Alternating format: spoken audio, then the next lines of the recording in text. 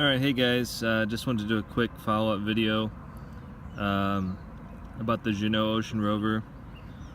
I originally did one comparing the watch on the right to the Tissel Marine Diver before I sold the Tissel, and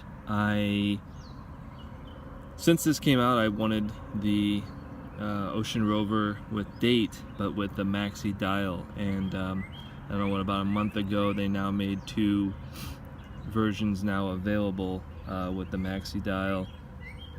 There's the version here on the left with the gold sand loom, date, maxi-dial, and black and silver bezel, and there's the same watch available with a blue and gold bezel. The watch on the right is one of the original prototypes. You know, there's like 30 or 40 of them made available. Gold sand loom, smaller indices, and hour and minute hands, but it has the date as well. And I didn't want the white C1 with the magnifier. Right now I'm not a fan of magnifiers because I often look at my watch at an angle, and with the magnifier you have to look at it head on to see the date perfectly. So I always found that slightly annoying and didn't want to go the magnifier route yet, while my eyes can still handle it. So I just wanted to quickly follow up and show the differences between these two watches. There aren't many. Obviously the dial is different in size, and I apologize about the reflections. It's a nice night, so I figured I'd shoot this outside, but you can see my crazy hair there in the dial on the left. The one thing I did notice, you can see under Ginault kinetic continuous date, that was added. The one on the right did not have the date specified, so that's been updated, as if we didn't have enough words on the dial as it was. And then the font is ever so slightly thinner on the left. It's just a little bit more bold on the right, and I don't know if that comes through in the video as well, but in real life you can see it a little bit. So I think it makes it a little less prominent on the left, which I like. It is a little wordy. If I could tell Ginault anything, it would be you know, not have to put, you don't have to copy Rolex with the verbiage so I don't know, identically, I guess, you know, having the right amount of lines and whatnot. I mean, it does give you that extra Rolex look, but you know, I think if they just would have put Ocean Rover, the date,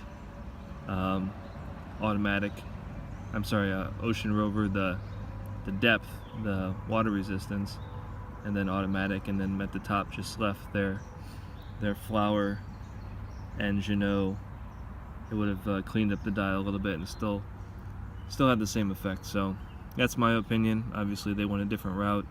I still bought and own the watch. It's one of my small gripes, but not enough to, you know, keep me from buying. Anyway, the watch on the right's been running about plus 6 seconds a day. Not terrible. I know there's some guys online doing even better than that from what I've read and seen in videos. But I love the watch. It wears incredibly well. It's super comfortable. Let's see here. You can kind of see on the bracelet's been wearing pretty well. You can see some slight desk diver scratches there. Nothing too much. The one on the left here is, you know, brand new.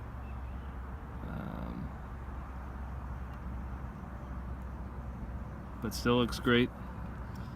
I've had it about 3 months now.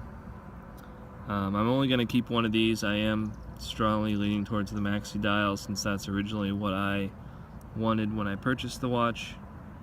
Now it's available, so that's probably what I'll keep.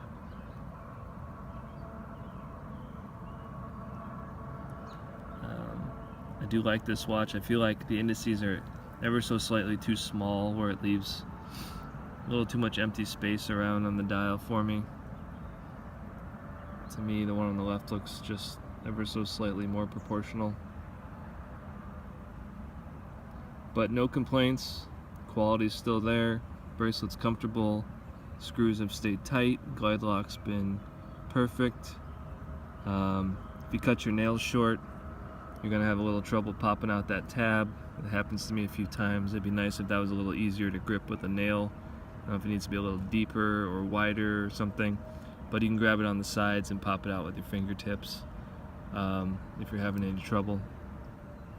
Small little, minor complaint that doesn't really affect anything. Bezel's been tight, easy to turn. It seems a little smoother, a little easier on the one on the left, the newer one. The one on the right is easier to turn if you press ever so slightly down as you turn it. That doesn't seem to affect the one on the left as much, so I'm not sure if anything's changed, but yeah, try and keep it short and sweet. I'll do a follow-up video again in the future. Yeah, if you're looking at the Ginault, I would say go for it. It's a great watch. I think the discounts are still available. I just got a message not too long ago that somebody's buddy used a discount code last night and it worked. So I know there's like 45, 50, 55, 60% off depending on the watch, the code, what you commit to do, whether it be a written review, video review, things like that. So it's obviously gotten plenty of publicity just due to the marketing strategy, and everybody's talking about it, and it's definitely proving itself. So I have no complaints. It's a great watch in my book. If you're thinking about giving it a shot, I say go for it.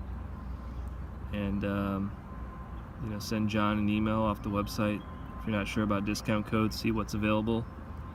And yeah, it's got my thumbs up. If you have any questions or comments, leave them below, and I'll try and get back to you. And thanks for watching. Have a great night.